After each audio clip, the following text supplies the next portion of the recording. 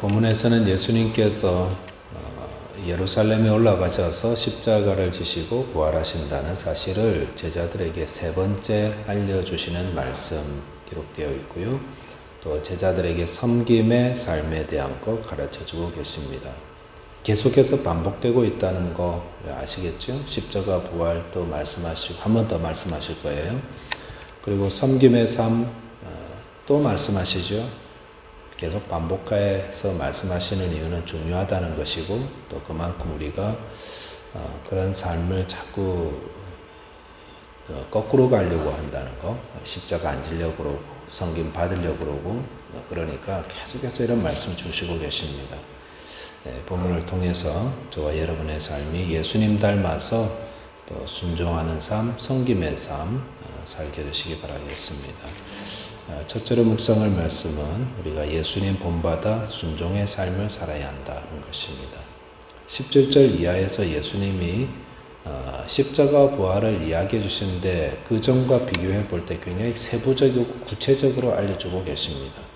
18절, 19절에 보시니까 보라 우리가 예루살렘으로 올라가노니 인자가 대제사장들과 서기관들에게 넘겨짐에 그들이 죽이기로 결의하고 이방인들에게 넘겨주어 그를 조롱하며 채찍질하며 십자가에 못 박게 할 것이나 제3일에 살아나리라 라고 했습니다.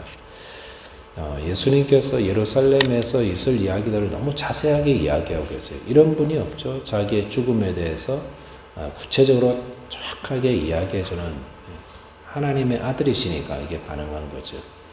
그런데 그 내용을 보면은 채찍질 받고 조롱받고 이방인에게 넘겨지고 십자가에 못 박고 그다음에 자기 죽이기로 결의하고 이런 내용들이 그냥 이야기하고 계시지만 그 내용을 다 알고 계시다는 거, 다 알면서 그 십자가를 지셨다는 거.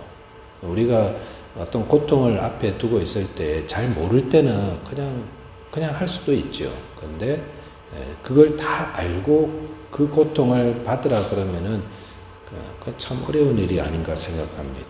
그래서 예수님은 이 십자가의 고통을 다 알고 그 고통으로 나아가셨다는 거죠. 그렇기 때문에 아마도 예수님이 그것을 피하고 싶으셨던 것 같다라는 것을 생각합니다. 겟세마네 동산에서 예수님 기도하실 때에 잘 아시는 기도문 만일 할만하시거든 이 십자가라는 잔을 제게서 지나가게 해주십시오. 이렇게 기도하셨습니다. 그런데 이게 이제 예수님의 십자가 고난 당하는 것을 원치 않았다는 걸 보여주시죠. 너무 고통스러운 거 아시니까. 그런데 그 기도 말미에 예수님이 뭐라고 기도하십니까? 그러나 나의 원대로 마옵시고 아버지의 원대로 하옵소서라고 하였습니다. 그래서 이 십자가를 앞두고 예수님의 그 심경을 좀 정리해 본다면 예수님은 십자가를 지고 싶지 않으셨다.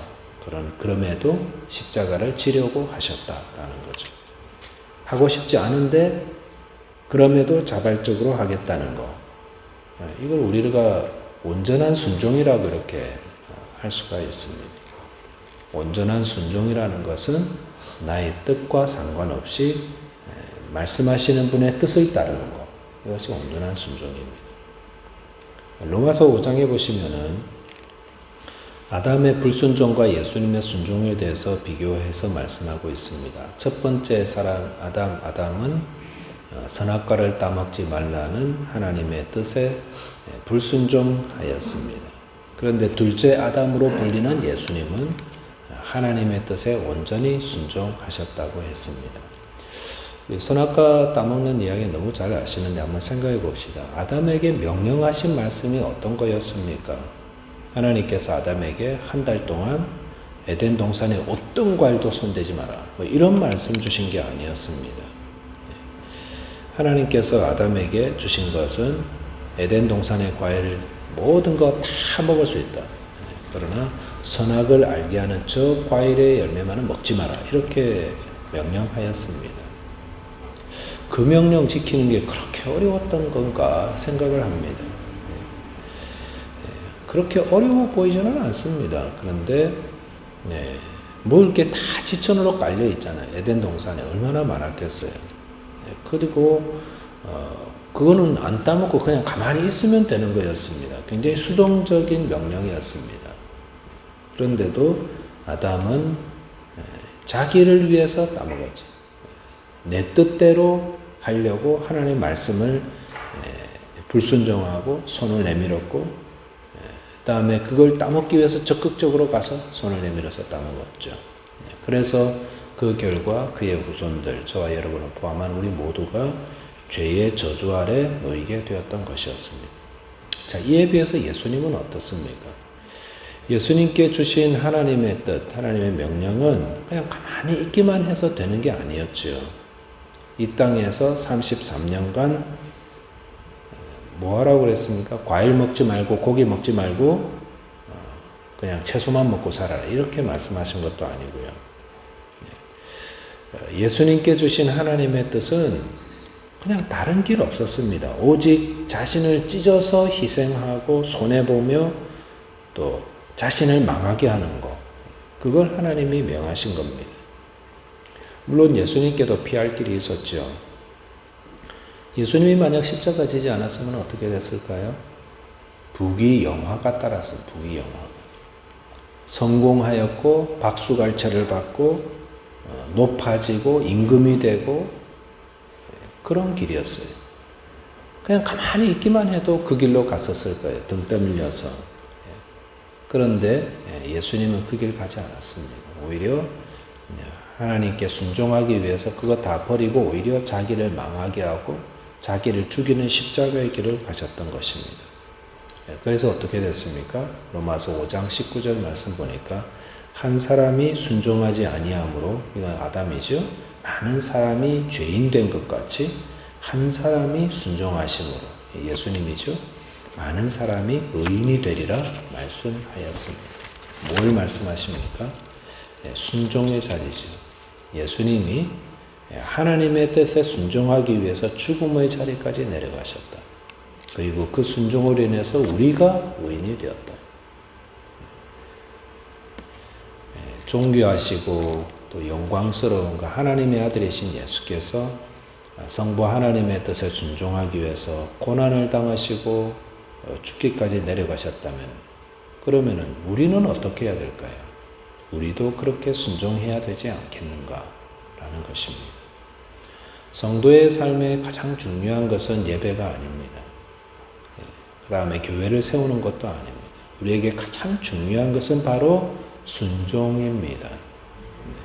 내 뜻이라도 내가 하고 싶어도 주님의 뜻이고 주님의 가르침이 있으면은 그 잔을 마실 줄 아는 순종. 이게 제일 중요한 겁니다. 그래서 사무엘도 순종이 제사보다 낫다. 듣는 것이 순양의 기름보다 낫다 말씀하셨습니다. 저와 여러분께서도 우리 주 예수님을 본받아서 하나님의 뜻에 온전히 순종하는 자 되시기 바라겠습니다. 두 번째는 예수님 본받아 섬김의 삶을 살아야겠습니다. 20절, 21절에 보시면은 예수님께서 십자가와 부활에 대한 거 세 번째 말씀하신 후에 그 어떤 일이 있었냐면, 예수님의 제자 가운데 세베대 두 아들 야고보 요한이죠. 그 어머니가 찾아왔습니다. 세베대의 아들들의 어머니, 세베대의 아내죠. 그래서 부탁을 했는데 보통 엄마들이 하는 것 똑같이 했습니다. 우리 아이들 둘이가 예수님 따르는데 하나는 예수님 우편에 하나는 좌편에 앉게 해 주십시오. 부탁했습니다. 우리 부모님들이, 엄마들이 다 원하는 게 그런 것 같아요. 우리 아이들 잘 됐으면 좋겠다는 거. 똑같아요. 근데 세베대의 아내의 요청을 들은 예수님께서 그들이 구하는 것을 그들이 알지 못한다라고 했습니다. 세베대의 아내의 또 야고보와 요한이 원하는 것은 어떤 겁니까? 세상에서 높아지는 것, 세상에서 섬김받고 세상에서 높은 자리에 올라가는 것. 그래서 그 자리에 올라가려고 사람들이 목숨 바쳐 싸우죠. 목숨 바쳐. 주님께서 그들에게 이렇게 물었습니다. 내가 마시려는 잔을 너희가 마실 수 있겠느냐? 라고 했을 때 그들이 어떻게 이 말을 이해했냐면은, 예수님이 이제 왕이 되기 위해서 로마 군인들과 막 싸우고 할 때에 최전선에 나가서 나를 위해서 싸울 수 있겠냐 이런 말로 이해했던 것 같아요. 그러니까 예 그렇게 하겠습니다. 죽기를 각오하고 충성하겠습니다. 이렇게 대답한 거죠. 우리가 하나님 나라를 잘못 이해하면 이런 잘못을 저지릅니다.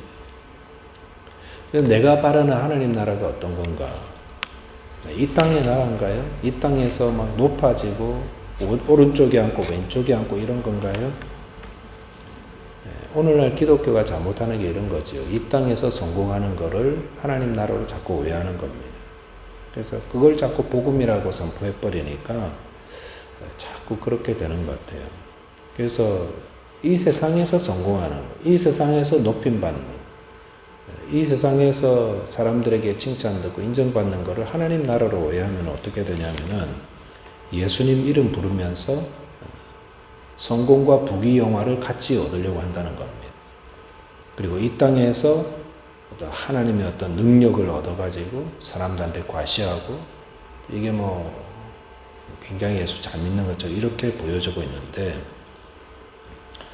우리가 계속 마태복음 보면서 뭘 자꾸 도전받습니까? 그런 게 아니라는 거죠. 하나님의 나라는 그런 게 아니다. 하나님의 나라는 를 세우기 위해서 예수님은 온전히 순종하셨고 온전히 섬기셨고 그래서 28절 보니까 예수님이 이렇게 말씀하십니다. 인자가 온 것은 섬김을 받으려 하는 게 아니다.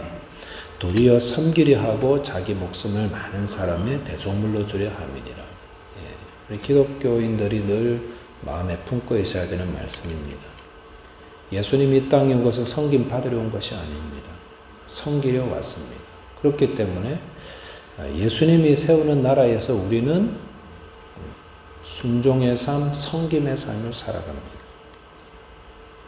아직도 복음 오해하는 자들은 섬김 받는 게 큰 자가 되는 것처럼 그렇게 생각합니다만, 그래서 인사받고 어디가 섬김 받고 있다면은 작은 자입니다. 작은 자, 작은 아유 되게 작은 자고 이렇게 보시면 됩니다.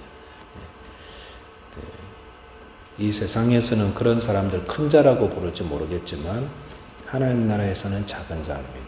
그래서 이 세상에서 먼저 달려가서 공손히 인사하는 사람 큰 사람입니다. 그런 사람. 남들에게 문 열어주고 길 양보해주고 다른 사람 섬겨주고 헌신하는 자 그런 사람이 큰 자입니다. 왜냐하면 주님이 그렇게 사셨잖아요. 주님께서. 그래서 성도는 예수님을 본받아서 이웃을 대할 때에 낮은 자리에서 섬기는 자가 되어야 됩니다. 그럴 때 큰 자가 된다고 하셨습니다. 그러다 보면 또 그런 마음도 있어요. 왜 나만 섬겨? 왜 나만 해야 되지? 그런 마음들 든다면은 기뻐하시기 바랍니다. 왜냐하면은 우리의 섬김을 주님이 기뻐하십니다. 그게 주님이 바라시는 겁니다. 섬기려면 많이 좀 짓밟히기도 하고 무시도 당하고 또 아픈 것도 있고 그래요. 원래 큰 자들이 그래요. 큰 자들이. 그러니까 그럴 때 주님 앞에서 위로받고 주님이 길을 가고 있는 거구나 생각하면 되겠습니다. 주님께서 주님도 제자들을 섬겨주셨습니다. 그리고 나중에 주님 본받은 그 제자들도 똑같이 섬김의 삶을 살다가 천국에서 큰 자라고 인정받았습니다. 그러니까 지금은 막 큰 자리 하다가도 은혜 받고 예수님 만나고는 섬기는 자가 되고 정말 하나님 나라에서 큰 자가 되는 겁니다. 저와 여러분께서 예수님 본받아서 순종의 삶 오늘 또 살아가시고 또 섬김의 삶 사시는 큰 자 되시기를 바라겠습니다.